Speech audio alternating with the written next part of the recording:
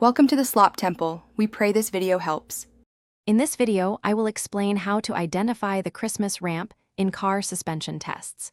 This distinct pattern on a suspension graph signals a significant issue.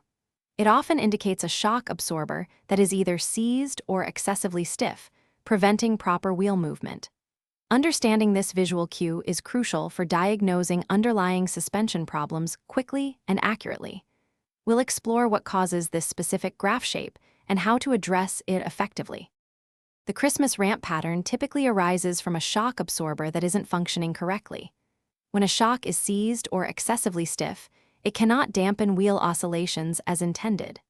This can be due to internal component wear, such as a bent rod or damaged valving, or issues with the hydraulic fluid. Sometimes, incorrect spring rates or compromised mounting points can also contribute to this characteristic graph. Diagnosing the root cause of a Christmas ramp involves several steps. First, conduct a thorough visual inspection for any obvious signs of damage, like fluid leaks from the shock absorber or bent components. A simple bounce test can also provide initial clues about shock responsiveness. For precise diagnosis, specialized suspension test equipment, like a shaker rig, is essential to measure damping forces and identify the exact faulty component.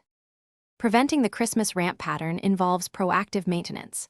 Regularly inspect all suspension components, including shock absorbers, springs, and bushings, for any signs of wear or damage. Replace worn parts promptly, typically around 50,000 to 60,000 miles for shocks, to maintain optimal performance. Also, ensure your vehicle is not consistently overloaded, as this puts undue stress on the entire suspension system, leading to premature failure.